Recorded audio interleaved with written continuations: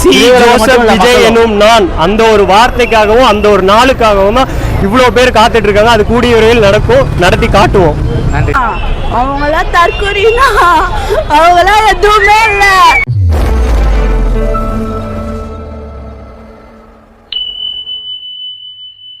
ஆக்சுவலாக இப்போ வந்து எங்களுக்கு ஆதரவு கொடுத்த அந்த சிபிஐ, சிபிஎம், அப்புறம் ஐயுஎம்எல் அதை எல்லாத்தையும் தாண்டி பெரும் ஆதரவு கொடுத்த விசிகே இந்த 4 கட்சிகளுக்கும் நாங்கள் வந்து ஃபஸ்ட்டு நன்றியை அனைவர் தாவிகா, விடுதலை சிறுத்தை மற்றும் கூட்டணி கட்சியை ஆதரவு கொடுத்த அனைவருக்கும் முதற்க நன்றியை தெரிவிக்கிறேன்.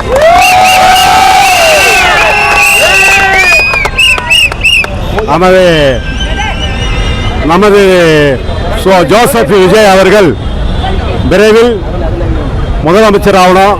அதுக்கு வந்து விடுதலை சிறுத்தை தலைவர், என்னுடைய தொப்பல் கூட உறவு தலைவர் ஆதரவு கொடுத்தவனே முதல்வர் ஆவார். இது வந்து ஆதரவு கொடுத்துட்டாரு. அவர் வந்து அவர் ஆதரவு கொடுத்ததானா நிலையான ஆதரவு கொடுப்பார். மற்றவங்க மாதிரி பின்வாங்க போய் சந்தர்ப்ப சூழ்நிலை பேர் அங்கே போய் வாரிக்கலாமா இங்கே போய் வாரிக்கலாமா போற தலைவர் கிடையாது. தலைவருக்காக காத்திருந்த ஜோசப் விஜய் அவர் வருங்கால முதல்வருக்கு என்னுடைய மனப்பூர்வ நன்றியை தெரிவிக்கிறேன். தொண்டர்கள் சார்பாக, அனைத்து தொண்டர்கள் சார்பாக திருமா அண்ணா அவர்களுக்கும் அவர்கள் கட்சிக்காரர்களுக்கும் மிக்க மிக்க நன்றி. திருமா அண்ணா அவர்கள் செய்த இந்த நல்ல விஷயத்தை நாங்கள் என்றும் தாவேக தொண்டர்கள் மறக்க மாட்டோம். நாளை தளபதி முதலமைச்சராக ஆகும்போது அந்த மரியாதையை எப்படி கொடுப்போமோ அதே திருமா அண்ணனுக்கும் கொடுப்போம். சொல்லுங்க, தனி பெரும்பான்மை கிடைச்சி விஜய் ஆட்சி அமைப்பாரா? கண்டிப்பா அமைப்பாருண்ணா. இவ்வளவு தொகுதி ஜெயிச்சும் ஏன் வந்துட்டு ஆட்சி அமைக்க வந்துட்டு ரொம்ப சிரமப்படுறாங்க அப்படின்னு நினைக்கிறேன். அதான் நிறைய பண்ணி வச்சுக்கிறாங்களே, அப்படி எப்படி வருவாங்க? அவர் கண்டிப்பா வருவாரு. இப்ப பண்ற சதினால எல்லாம் சிஎம் ஆவாரு. கண்டிப்பா உட்காரு சிஎம் சேர்ல உட்காந்து இருக்கிற நாடை ஃபுல்லா அவர் தான் பாப்பாரு. இதுக்கப்புறம் எல்லாமே அவரால் தான் எல்லாமே நடக்கும். தாவேக வந்துட்டு அந்த விசிக்கு ஆதரவு தெரிவிப்பாங்களா இன்னைக்கு? கண்டிப்பா கண்டிப்பா தெரிவிப்பாங்க. ஏன் தெரிவிக்காம போவாங்க? கண்டிப்பா. ஆக்சுவலா வந்து 2-3 நாளாவே அந்த குழப்பம் வந்துட்டு போயிட்டு இருக்குல்ல. ஸோ தெரிவிக்கிறாங்க, ஆதரவு போறாங்க, அப்புறம் திரும்பி வந்துட்டு இல்ல பெரும்பான்மை இல்லைன்னு அமுச்சு விடுறாங்க. ஸோ அதை எப்படி பாக்குறீங்க? எங்க அண்ணா வந்தாருன்னா அவங்களாம் அவள் தான் வராருன்னு தெரிஞ்சதுக்கே முடியாது, வரமாட்டாருன்னு சொன்னவங்க இவ்வளவு தூரம் வந்துட்டாரு, இதுக்கு மேல வரமாட்டாரா? கண்டிப்பா வருவார் அப்படின்ற கண்டிப்பா வருவாரு. விஜய் முதலமைச்சர் ஆகிய நான் அப்படின்றத சொல்லுவாரு. சோ அந்த வேர்ட் சொல்ல முடியுமா? அண்ணா தான் சிஎம், அவர் தான் முதலமைச்சரும். தருவாங்களா? கண்டிப்பா ப்ரோ. அதான் ஆதரவு கடிதமே வாங்கியாச்சு. இல்லை ஆதவ அர்ஜுனா அவர்கள் வந்து ஆதரவு கடிதத்தை வாங்கிட்டாரு, தனியார் ரெசார்ட்டில் வாங்கியாச்சு. அதை வந்து அஃபீஷியலாக அனௌன்ஸ் பண்ணிட்டாங்க. இன்னும் கொஞ்ச நேரத்தில் விஜய் அவர்கள் வந்து ஆளுநரை சந்திச்சதுக்கப்புறம் அஃபீஷியலாக வந்து ஆட்சி அமைக்கிறத பற்றி பேச போகிறாங்க. கண்டிப்பாக நாளைக்கு இல்லை நாளை மறுநாள் டிவிக்கே ஆட்சி தமிழகத்தில் அமையும். ஒன்று எழுதி வச்சுக்கோங்க, நடிகருக்கு கூட்டம் வரும், ஓட்டா மாறான்னு சொன்னாங்க, ஓட்டா மாற்றணும். அதே ஓட்டு ஒரு சீட்டு கூட வாங்க மாட்டாங்கன்னு சொன்னாங்க, 108 சீட்டு பிடிச்சிருக்கோம். ஆட்சி அமைக்க முடியாதுன்னு சொன்னாங்க, நீங்கள் ஆட்சி அமைக்க போகிறோம். எழுதி வச்சுக்கோங்க. ஒரு திரைத்துறை நடிகனை பார்த்து ஒரு ஸ்டேட் கவர்மெண்ட்டும் சென்ட்ரல் கவர்மெண்ட்டும் கடைசி வரைக்கும் கதறிச்சுன்றது தான் வரலாறு. இந்த 2026ங்கிறது அடுத்து 2036 வரைக்கும் நின்று. ஏன்னா இப்போ இவங்க ஆதரவுனால தான் நாங்கள் வந்து ஆட்சி அமைக்க போகிறோம். இன்னொரு விஷயம் இந்த இடத்துல நான் தெளிவாக சொல்கிறேன். சில பேர் வந்து மீம்ஸ் போட்டுட்டு இருக்காங்க, அந்த டிஎம்ஏ கொத்தடிமைகள்லாம் வந்து நாங்கள் போட்ட பிச்சையில தான் வந்து நாளைக்கு நீங்கள் ஆட்சி அமைக்க போறீங்கன்னு சொல்லி போட்டுட்டு இருக்காங்க. அதுக்கு நான் ஒன்று தெரிவிச்சுக்கிறேன், இங்கே யாருக்கு போட்ட பிச்சையிலையும் டிவிக்கு ஆட்சி அமைக்க கிடையாது. எங்களை நம்பி மக்கள் ஓட்டு போட்டு எங்களுக்கு 108 தொகுதிகளை ஜெயிக்க வச்சிருக்காங்க. அந்த மக்கள் தீர்ப்புக்காக மதித்து எங்களுக்கு ஆதரவு கொடுக்க வந்த கட்சிகளை நாங்கள் நன்றி தெரிவித்து நாங்கள் ஏற்றுக்கிட்டு நாங்கள் ஆட்சி அமைக்க போகிறோம். இங்கே எவனும் எங்களுக்கு பிச்சை போட்டு நாங்கள் ஆட்சி அமைக்கல. இதை நான் அழுத்தம் திருத்தமாக சொல்லிக்கிறேன். இன்னொரு தடவை எவனோ வச்சு எங்களை தற்குறிகள்னோ இல்லை எவனோ போட்ட பிச்சையில் தான் ஆட்சி அமைக்க போகிறோன்னு மட்டும் சொல்லாதீங்க. சொன்னால் எங்களோட பதிலடி ரொம்ப பயங்கரமாக இருக்கும். இன்னொரு விஷயத்தை நான் சொல்லிக்கிறேன், எங்களை வந்து தற்குறின்னு சொல்கிறீங்களே, போன எலெக்ஷனில் இதே தற்குறி கூட்டம் தான் உங்களுக்கு ஓட்டு போட்டு ஜெயிக்க வச்சிச்சு.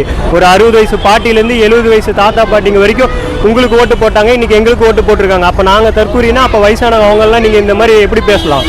ஸோ இனிமேல் எங்களை வந்து தற்குறின்னு சொல்கிற எல்லாத்துக்கும் தரமான பதிலடி டிவிகே சார்பில் கொடுக்கப்படும். Okay bro. இன்னொரு முக்கியமான விஷயம், இந்த தமிழ்நாடு மட்டும் இல்லை, ஒட்டுமொத்த இந்திய அரசியல் களமும் தமிழ் திரையுலகத்தையும் தாண்டி இந்தியாவில் இருக்க அனைத்து திரையுலகமும் அவளோட எதிர்பார்த்துட்டு இருக்க அந்த ஒரு நாள் ஏன்னா தமிழ்நாட்டில் விஜய் முதலமைச்சர் ஆவாரா? ஆவாரு, கண்டிப்பா ஆவாரு. ஏன் டிலே ஆகிட்டு இருக்கு? ஏன் டிலே ஆகிட்டு இருக்கு? ரொம்ப டிலே ஆயிட்டு இருக்கீங்க. உங்களுக்கு எப்படி இருக்கு இது வெயிட் பண்றது? எனக்கு ரொம்ப நல்லா இருக்கு. விஜய் அண்ணா தான் சிஎம் இப்ப. Okay okay. பாத்தீங்கன்னா இப்போ வந்து சூரியனே வரதில்ல, வேஸ்ட். சூரியனே மழை தான் வருது. அண்ணா சொல்லுங்கண்ணா, ஏன்னா வந்துட்டு இவ்வளோ டிலே ஆகுது தாதா கேட்ச் அமைக்கிறதுக்கு? எங்கள் அண்ணன் திருமலவன் அண்ணன் வந்து வேகமாக பேசுங்க, மைக் கிட்ட வச்சுக்கோங்க, மைக் கிட்ட வச்சுக்கோங்க. பேசுங்க. எங்கள் திருமலவனை வந்து இன்னைக்கு சப்போர்ட்டு கொடுக்குறேன்னு சொல்லிக்கிறாரு. இன்னும் இது வரைக்கும் 5 மணி ஆகுது. இன்னும் வந்து அண்ணன் வந்துட்டார், ஆஃபீஸுக்கு வந்துட்டார். இன்னும் விஜய் அண்ணன் வரல. என்ன காரணம்னு தெரியல. இன்னும் எந்த டிராஃபிக்கில் எங்கே இருக்கிறான்னு தெரியல. இப்போ வந்துட்டாங்கன்னா அந்த பதிவேறதுக்கு அண்ணன் திருமணம் அண்ணன் பதிவு இது பண்ணுறதுக்கு சப்போர்ட்டு கொடுக்குறதுக்கு அவளோட காத்துருக்கிறார் அண்ணன். இவர் விஜய் அண்ணன் ஒன்றும் வரல. எந்த டைமில் வருவான்னு தெரியல. மக்கள் வந்து ஆர்வமாக இருக்கிறாங்க மக்கள். அது என்னன்னு தெரியல, இன்னும் டைமிங் வரல.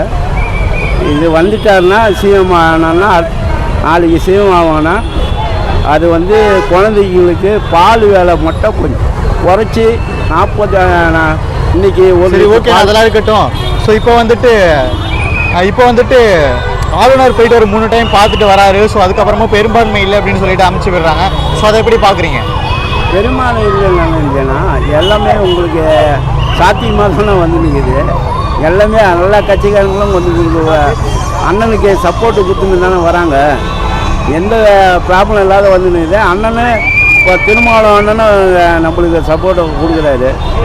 அதனால் எந்த விஜய் அண்ணனுக்கு யாரும் இல்லை, குழந்தைய கூட சப்போர்ட்டு வராங்க.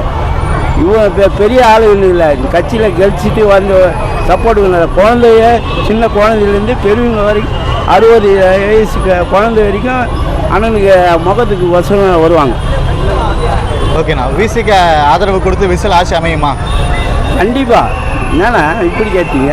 ஸோ 2-3 நாளாவே ஒரு இழுபறியாகவே போயிட்டுருக்கு. ஸோ அதனால தான் கேட்குறேன். அவங்க மேல் இடத்துலேருந்து என்ன இது பண்ணுறாங்கன்னு தெரியாது இல்லை. அவர் வந்து இன்றைக்கி வந்து ஆட்சியை பிடிச்சி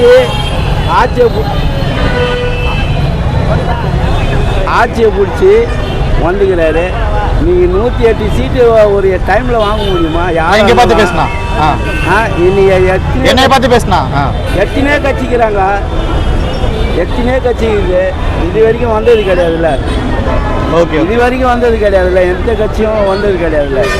அண்ணன் இன்னைக்கு வந்து காலை எடுத்து வச்ச உடனே எம்ஜிஆர் போல் வந்துட. அவராது 75 சீட்டு தான் வாங்கினார் எம்ஜிஆர். இவர் 110 சீட்டு வாங்கிக்கிறார். அந்த காலகட்டத்தில் அவரு பெரிய ஆள், இந்த காலகட்டத்தில் விஜய் அண்ணா பெரிய ஆள்.